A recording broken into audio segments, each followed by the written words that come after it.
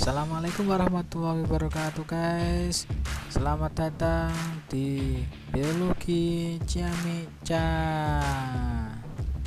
sebuah channel yang membahas tentang kajian biologi dan lingkungan. Semoga memberikan manfaat dan jangan lupa untuk subscribe, like, and comment ya guys. Selamat menyaksikan. Assalamualaikum warahmatullahi wabarakatuh. Kali ini alhamdulillahirrahmanirrahim saya bisa membuat video pembelajaran lagi mengenai tentang pembelahan sel ya. Jadi kemarin sudah membahas tentang perkembangan hewan, sistem dalam tumbuhan. Di situ ada pembentukan atau organogenesis ya, dari bertemunya sel sperma dan sel ovum membentuk embrio dan akhirnya membentuk individu baru ya, organisme baru, baik dalam hewan maupun dalam tumbuhan. Dalam peristiwa tersebut tentunya ada suatu peristiwa yang dinamakan pembelahan sel. Masih ingat ya bahwa di pendahuluan biologi umum bahwa makhluk hidup itu tersusun atas sel, yang mana sel merupakan unit struktural dan fungsional terkecil dari makhluk hidup ya. Jadi makhluk hidup yang terdiri dari banyak sel atau yang disebut multiseluler pastinya untuk melakukan perbanyakan sel dia melakukan yang namanya pembelahan sel. Tidak hanya yang multiseluler, uniseluler pun untuk reproduksi sel juga melakukan pembelahan sel. Tentunya ada binary fission ya, pembelahan biner dan sebagainya. Pembelahan sel di sini saya akan bahas pada pembelahan sel yang eukariotik ya. Eukariotik untuk hewan dan tumbuhan sama posisinya, cuma nanti yang membedakan adalah pola pembelahannya, apakah dia horizontal ataupun vertikal ya. Itu tergantung dari DNA atau gen yang ada dalam sel tersebut ya. Jadi dalam pembelahan sel ini ada dua tahapan atau dua nama pembelahan sel. Pertama ada yang namanya pembelahan mitosis ya, maaf ketutupan ya.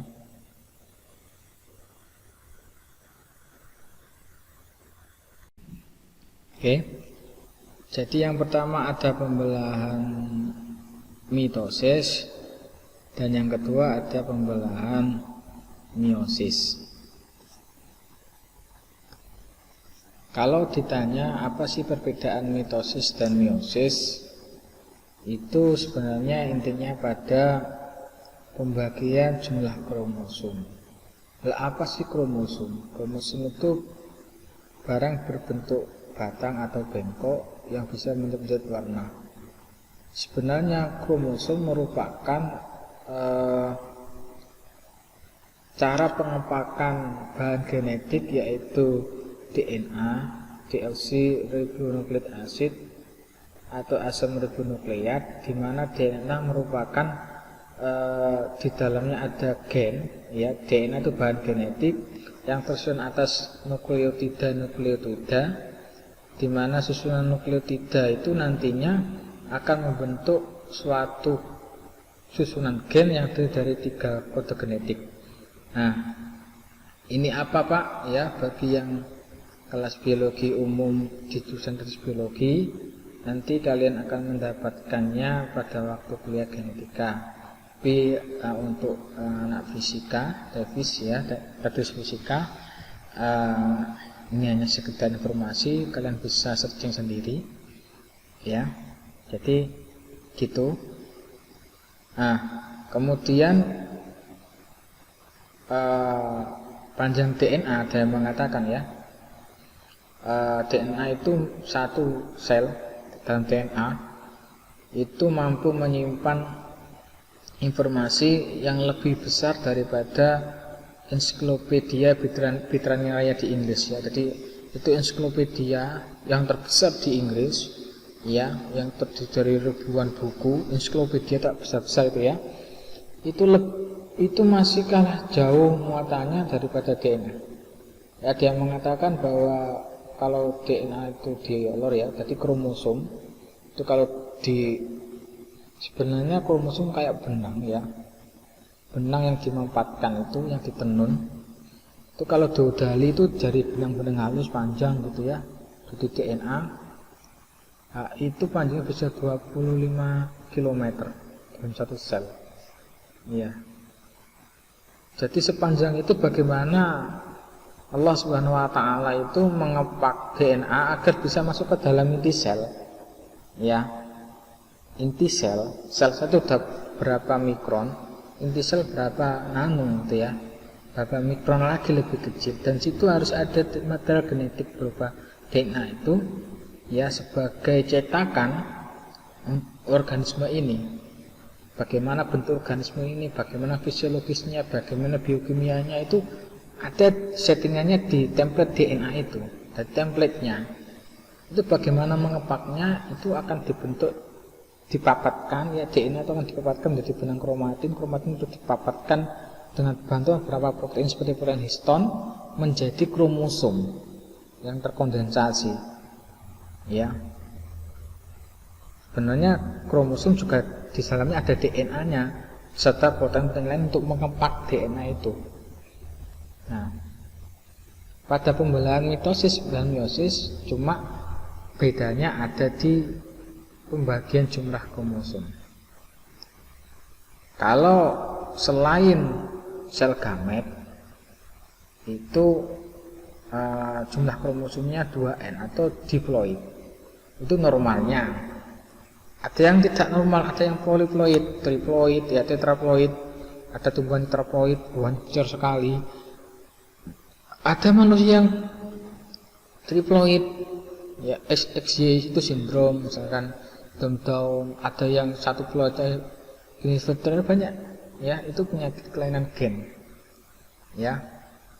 Jadi umumnya diploid, baik pada tumbuhan maupun pada hewan itu diploid pada sel tubuh selain sel kelamin. Kalau sel kelamin itu jumlahnya separuh dari sel tubuhnya.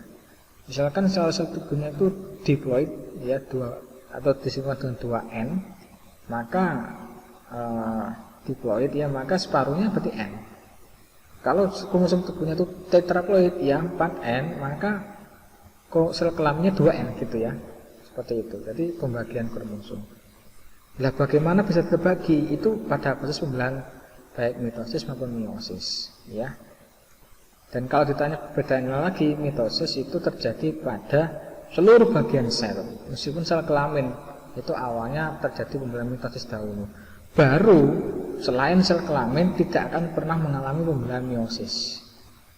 Hanya sel kelamin saja yang mengalami pembelahan meiosis, ya. Pembelahan mitosis ialah pembelahan sel di mana berlangsung pembelahan dan pembagian nukleus berserta kromosom-kromosom di dalamnya. Ya. Kemudian adanya proses karyokinesis, itu pembagian inti. Ya. Sitokinesis itu pembagian sitoplasma. Baik karyokinesis ya, baik karyokinesis sama sitokinesis itu ada terjadi cleavage atau pembelahan ya.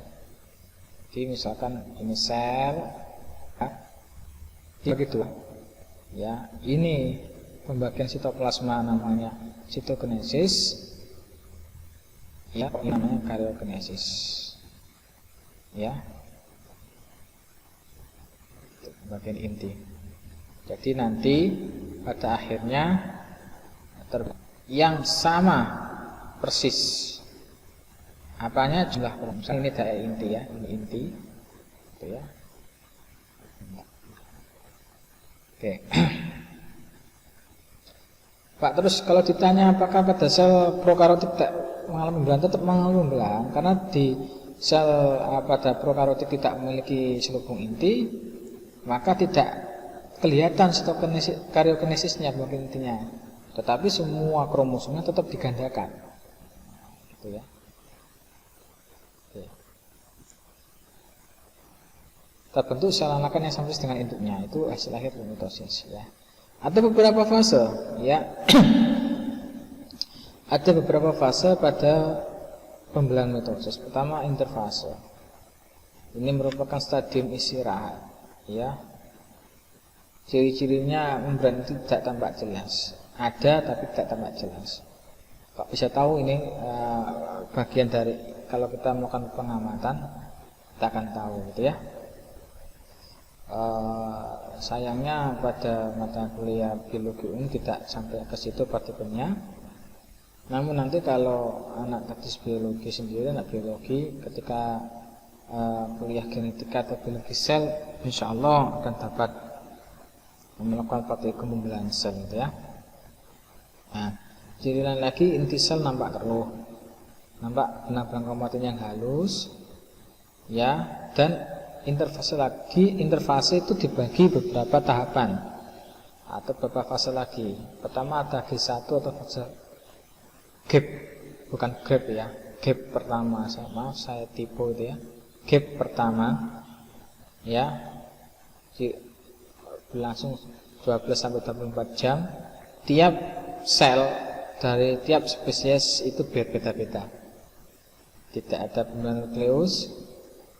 Cirinya lagi, nukleus membesar, sitoplasma bertambah, fase pertumbuhan. Kenapa? Karena harus digandakan semuanya, ya. Isi sitoplasma juga digandakan, organnya cuma seperti itu, ya. Dan ada kegiatan sintesis enzim untuk replikasi DNA. Apa itu replikasi DNA? Perbanyakan DNA ya, penggandaan DNA, sintesis protein, ya seperti tubulin untuk membentuk spindle, ya gitu. Membentuk protein pembelahan, ya, benang pembelahan ya. Nah, pada awal embrio manusia tidak ada G1 pada interfase. Pada sel dewasa akar jagung G1 selama 191 jam ya.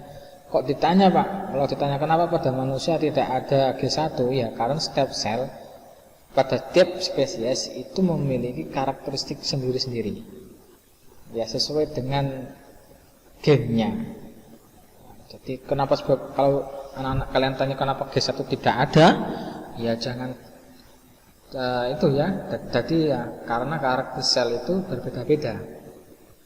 Memang ada yang G1-nya tidak ada yang G1-nya itu sebentar, ada yang G1-nya lama seperti akar jagung ya. Sel pada akar jagung G1-nya 151 jam. Ya, fasenya lama sekali. G1-nya. Ya. Tidak tiap spesies G1-nya ya, selnya pada spesies itu tidak sama, tergantung dari genetiknya. Oke? Ya, itu jawabannya ya. Kemudian ada stadium sintesa. Di sini ada replikasi DNA menjadi 2 kali lipat, pembentukan protein histone.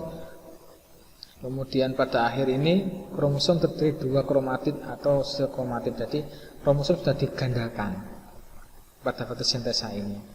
Dan pada fase selanjutnya, fase mitosis sendiri, ya fase pembelahan itu sendiri, itu akan bagaimana membagi kromosom itu sama rata pada mitosis. Ya.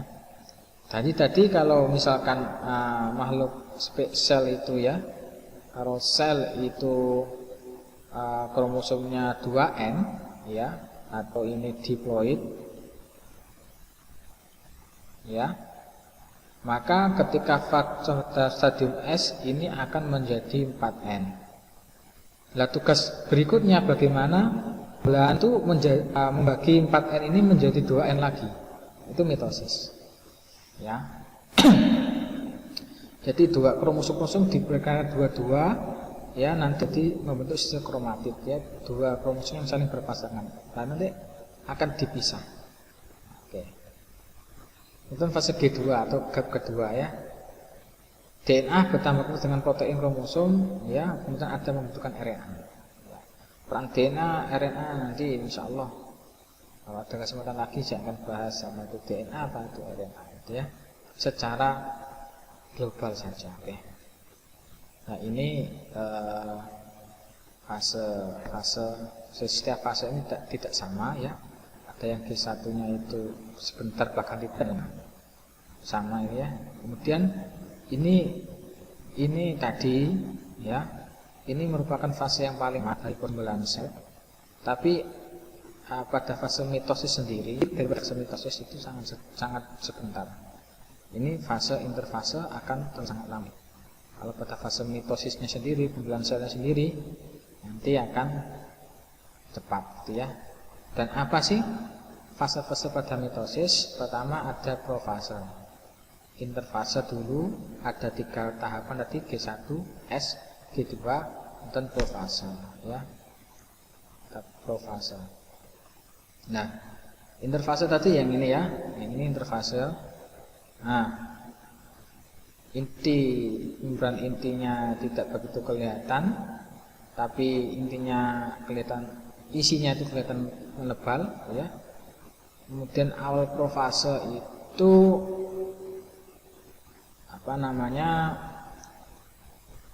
sudah tadi dalam fase S itu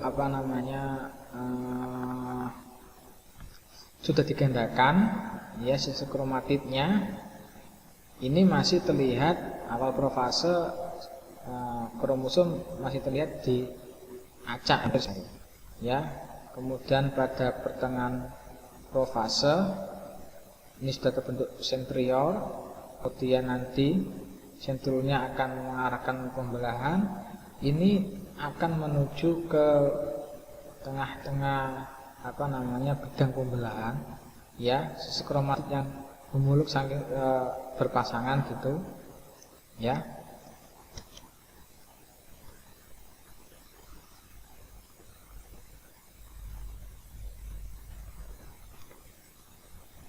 Ya.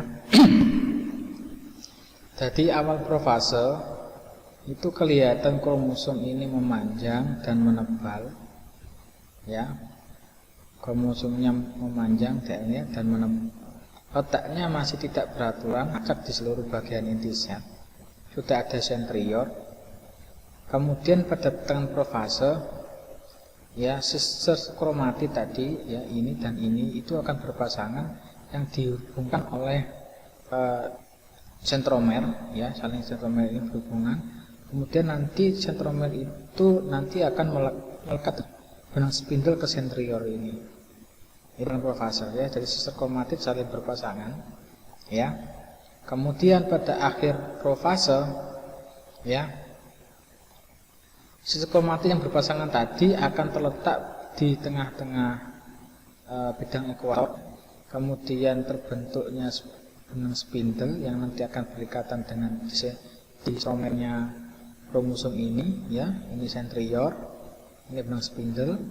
Nah, itu akhir profase. Kemudian metafase, sisir kromatid yang berpasangan tadi tepat pada bidang ekuator dari bel. Ini dihubungkan oleh spindle pada sentromer-sentromernya. Ini masih belum memisah, ya. Tepat pada tahap ini itu biasanya peneliti melakukan penghitungan jumlah kromosom. Jadi misalkan manusia itu ada 46 pasang kromosom, ya, 40, ya, 22 kromosom pasang autosom dan 1 pasang kromosom seks, ya. 22AA plus XX atau 22AA 2A plus XY, gitu, ya. Dia ada 46 pasang kromosom, 46 bukan pasang, ada 23 pasang kromosom atau jumlah total keseluruhannya 46 kromosom. Ya. Dan itu harus dibagi, kalau pada mitosis harus dibagi dua. Jadi pada fase S itu nanti misalkan ada 23 pasang kromosom menjadi 46 pasang kromosom. Kemudian tugasnya mitosis membagi lagi pada sel anakan jumlahnya sama, yaitu 23 pasang. Itu ya. Nah, ini untuk menghitung jumlah kromosom yang paling tepat di berbagai spesies itu pada fase metafase. Cirinya kromosom akan terletak di tengah bidang ekuator persis. Ya, namun ujung ini masih bisa ke arah mana, tergantung benang spindilnya nanti mau mana, bisa ke sini, ya, bisa ke sana, ya. Membagi dua sel kromosomnya. Oke. Lanjut ke anafase. Anafase sisi kromatid akan memisah dan mengarah ke kutub masing-masing. Ini ya. Ini awal, ini akhir metafase. Jadi setelah itu, ya, setelah dibagi ke arah masing-masing menuju ke sentralnya, jadi ini pembelahannya seperti ini. Nah, ini vertikal, tergantung spindlenya nanti, ya, sentriolnya kemana, nah spindlenya mengarahkannya. Nah, ini nanti akan jadi dua. Kalau ini berarti ada dua pasang kromosom, ya, 4 kromosom, 1, 2, 3, 4 dalam satu sel. Jadi berarti ini ada 8 kromosom awalnya. Setelah digandakan 8 kromosom ini akan dibagi dua lagi menjadi 4 kromosom. Oke. Itu anafase. Telofase terbentuk, ya, sebelum ke anafase. Di sini nanti akan cleavage, ya, sitoplasma ke dalam sini. Nanti ada proses namanya sitokinesis. Nah, yang pembagian ini namanya karyokinesis, bagian inti, ya. Nah, ada sitokinesis, ada karyokinesis. Nanti di sini terbentuk membran inti lagi secara tidak langsung, tapi sedikit demi sedikit. DNA pada kromosom ini, ya, ini semakin ke dalam ini lekukannya juga akan terbentuk membran inti. Akhirnya selesai jadi dua anakan, yang mana kromosomnya sama dengan induknya, sama dengan induk. Ya, kalau induknya 2N, sel yang pertama 2N, anakannya juga nanti 2N. Itu mitosis. Ya, yang awalnya pada fase S itu direplikasi dahulu kromosomnya, didobelkan 2N atau S menjadi 4N, dan bagaimana menjadikan 4N menjadi 2N 2N lagi, itu proses mitosisnya dari profase, kemudian metafase, anafase, dan telofase. Oke, ya, seperti itu. Itu mitosis, ya. Ini beberapa contoh lamanya proses mitosis pada sel-sel hidup. Bawang merah, profasenya sekitar 1 menit, metafase 0,5 menit gitu ya. Kacang etis berapa, ayam berapa gitu ya. Itu sudah dipetakan oleh beberapa peneliti, ya. Oke. Pak Mat, profase, metafase, anafase, telofase. Ini ya Pak Mat ini. Oke. Ya. Itu mitosis. Sekarang meiosis.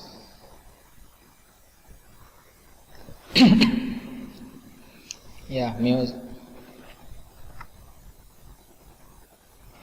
meiosis. Ya. Kalau meiosis itu terjadi pembelahan karyokinesis itu dua kali pembelahan. Sitokinesis juga 2 kali pembelahan. Nanti terbentuk tetrat, ya, satu sel mempunyai 4 inti, yang mana terjadi pengurangan jumlah kromosom. Gampangnya gitu. Kalau mitosis pembagian kromosom yang sama jumlahnya dengan sel induk, tapi kalau pada meiosis pengurangan jumlah kromosom. Dan juga ada peristiwa pindah silang crossing over, atau bisa gampangnya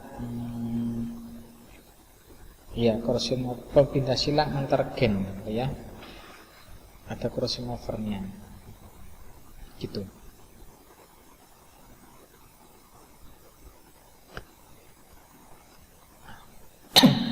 Jadi meiosis pembelahan inti untuk pembentukan gamet-gamet dan membagikan kromosom menjadi separuh. Jadi pengurangan jumlah kromosom itu gampangan seperti itu. Terjadi 2 kali pembelahan inti dan ada kombinasi genetik baru. Kemudian terbentuk 4 tetrat yang biasanya disertai dengan bulan sitoplasma. Meiosis dibagi menjadi 2, meiosis 1 dan meiosis 2. Meiosis 1 itu tahapannya ada profase 1. Profase 1 ada tahapan yang namanya leptonema. Ini panjang sekali tahapan meiosis daripada mitosis. Jadi lebih sederhana mitosis daripada meiosis ya. Karena meiosis itu setelah duplikasi kromosom yang sama, awalnya sama dengan mitosis, terjadi duplikasi kromosom, dan itu harus dibagi-bagi, dikurangi, sel anakannya harus separuh dari sel induknya. Jadi biasanya satu sel itu akan menjadi 4 sel, yang mana kromosomnya itu separuh dari jumlah kromosom induk, sel induk gitu ya. Leptonema dari profase pertama. Kromosom kelihatan sebagai benang panjang, terbentuk kromonema dan kromomer. Benang panjang kromosom setelah selesai membelah dalam fase S. Interfasenya ikut mana? Ikut mitosis ya. Pada dasarnya sel kelamin itu awalnya juga berasal dari sel autosom. Ya, misalkan kalau pada hewan jantan yang misalkan mamalia dari testis ya, sana itu nanti dalam bagian jaring testis ada yang bertindak sebagai jaringan pembentuk sel kelamin. Kalau pada wanita atau yang bukan yang betina itu dari ovarium ya. Nanti ada terbentuk sel oosit primer, oosit sekunder. Itu ya nanti yang biologi bisa dipelajari di struktur perkembangan hewan. Itu ya. Tumbuhan juga itu sama ya. Pada putik nanti juga kandang lembaga itu juga nanti terbentuk 4 sel. Itu sama ya, tetrat ya. Contohnya pada tumbuhan ini mikrospora dari bunga lili ya. Jadi satu sel A ini sel bentuk mikrospora, jadi dia sel kelamin jantan ya, sebagai kromosom tampak sebagai benang kromonema kecil, tipis gitu ya, panjang. Jumlah kromosom ada 4, tiap kromosom sungguhnya double, tapi tidak tampak dengan mikroskop biasa. Digambarkan dengan 2 pasang kromosom homolog. Satu pasang memiliki alel A dan A, sedangkan pasang lainnya memiliki alel B dan A ya. Kromosom homolog, kromosom yang sejenis yang menyandi fenotip yang sama gitu ya. Ini akan lebih jelas pada kalau anak biologi nanti akan dilangsungkan pada mata kuliah genetika ya. Jadi tidak perlu pada apa kromosom homolog, nanti akan diulangi lagi di mata kuliah genetika. Jadi kalau kalian ingin tahu bisa browsing lebih jelasnya nanti mata kuliah genetika, biasanya bertemu dengan saya kembali untuk mata kuliah genetika. Selama ini saya juga mengambil genetika gitu ya. Setelah leptonema ada fase zigonema ya.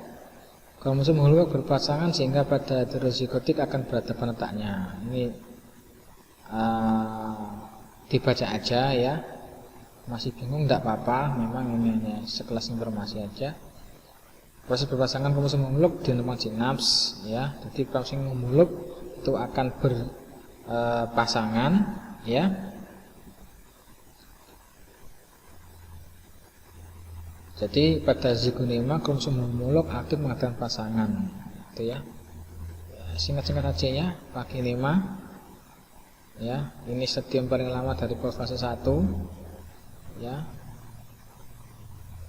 Nukleus pada tahap paginema mengandung sejumlah ekivalen sesuai dengan jumlah kromosom haploid dari spesies. Ini saya akan ulangi lagi di genetika. Jadi nanti kalau ini sama jangan khawatir, saya akan jelaskan di genetika. Tidak sekarang, ada tahapannya ya. Tidak, informasi tidak selalu diberikan langsung blek itu, nanti hang. Kalau mau usul tuh hang. Jadi tinggal dikit aja. Bagi anak tes biologi ya. Mengandung bivalen yang sesuai dengan jumlah kromosom haploid dari spesies ya. Terjadi crossing over.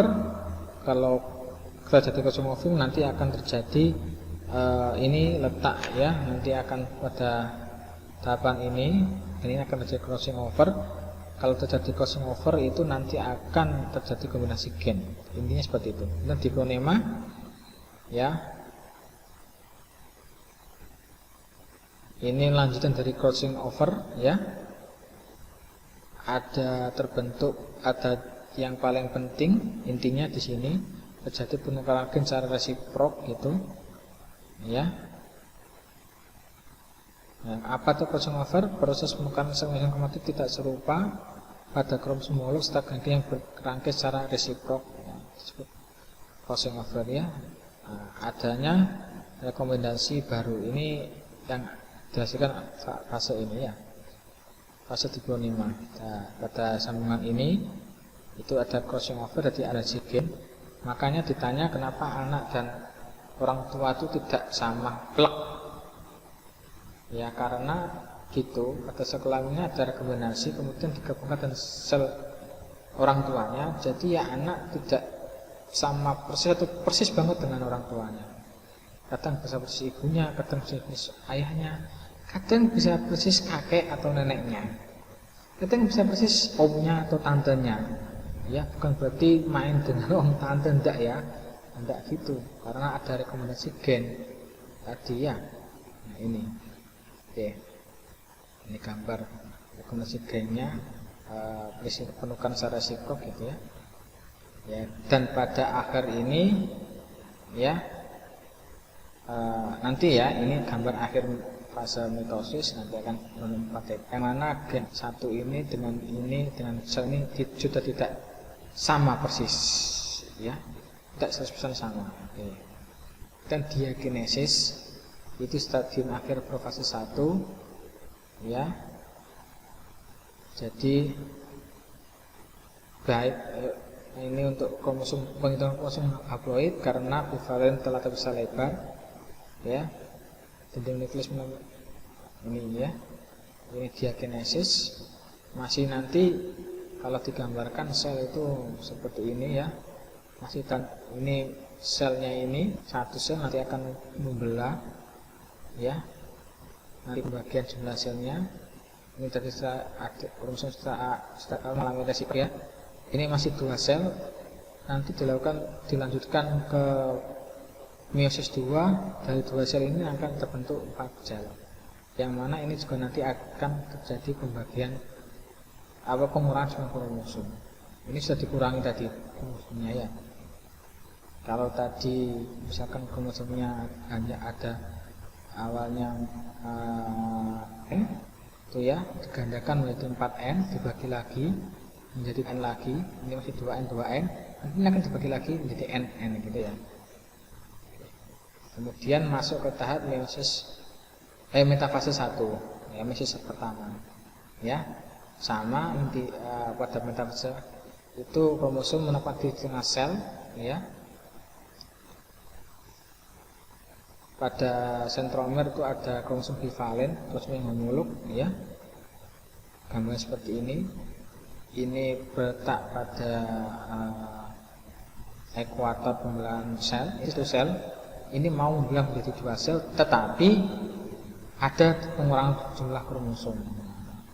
Ini kromosom homolog, ini dengan ini dengan ini, A besar dengan A besar, A kecil dengan A kecil. Homolog yang tadi sudah terjadi resiprok crossing over, nanti akan memisah, gitu ya. akan dipisah ke sana, ini ke sini gitu ya, sana, ini ke sini ya. Karena fase 1 kromosom homolog melakukan sinapsis mulai bergerak untuk berpisah. Sisi kromatid ya, sisi kromatid yang menyusun tiap kromosom tetap berhubungan pada daerah sentromer menjauh ya, daerah sampai kromosom homolog menjauh, yang bivalen tadi menjauhkan diri bergerak ke kutub yang berlawanan ya. Gambarnya ini akan bergerak ya ke sana, ini ke sini ya. Ini masih dalam satu sel. Kemudian nanti dibagi dua seperti ini ya. Ini dalam satu sel sendiri, ini dalam satu sel sendiri. Ini ketemu dua sel seperti ini ya. Dalam fase 1 kromosom terbentuk spindle, nukleus dan nukleus terbentuk. Akan tetapi pada fase meiosis jumlah kromosom haploid terdapat dalam nukleus yang baru dibentuk ya.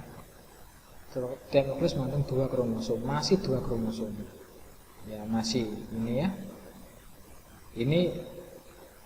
Ini awal dari, bisa katakanlah sel induk. Awalnya memang 2 kromosom digandakan menjadi 4 pasang kromosom ya, 4 pasang kromosom. Tapi ini belum membelah sempurna gitu ya, tapi dibagi mesian, bagi lagi, satunya 2N, satunya 2N, persis seperti mitosis. Namun ini tidak terjadi pembelahan secara sempurna ya. Tapi ini kromosom homolog sudah terbentuk rekomendasi gen baru bedanya ya, seperti itu. Kemudian meiosis 2 ada profase 2 ya, tidak dibagi lagi profasenya ya. Ada interfase yang pendek. Pada fase ini kromosom terbentuk double tapi bukan hasil duplikasi ya.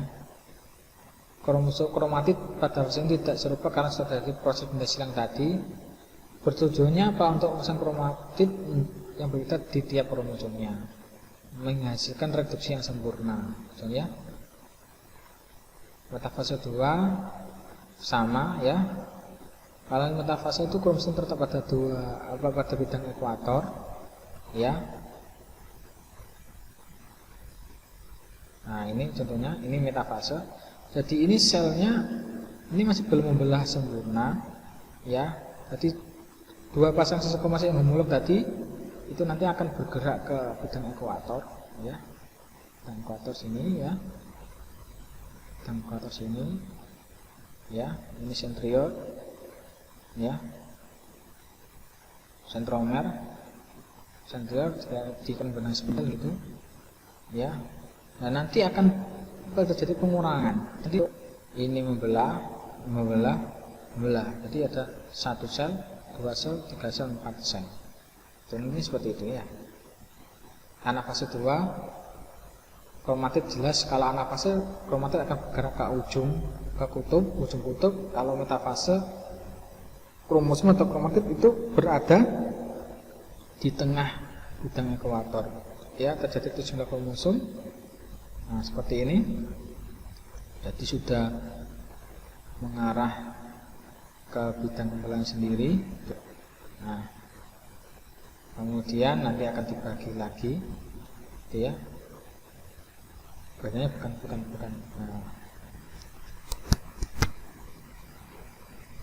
bukan salah ini ya. Hanya seperti ini nanti. Seperti ini nanti pembelahannya. Maaf, ini keliru saya. Untuk fase 2 itu terbentuk tetrad ya, terjadi sitokinesis dan terbentuk dinding desain tetrad, 4 sel yang haploid. Jadi 4 sel ini nanti berpisah semuanya, jadi terbentuk 4 sel yang haploid ya. Dimana kromosomnya ini itu sudah separuh dari kromosom induk. Ini kan lihat, kalau tadi itu homolog, ini sudah nggak homolog. Sebenarnya ini awalnya homolog berdekatan sini, ini sudah nggak homolog ya, sudah berpisah. Jadi ini satu sel ini sudah separuh dari jumlah kromosom induk. Seperti itu. Semoga ada manfaatnya ya. Sekian. Assalamualaikum warahmatullahi wabarakatuh.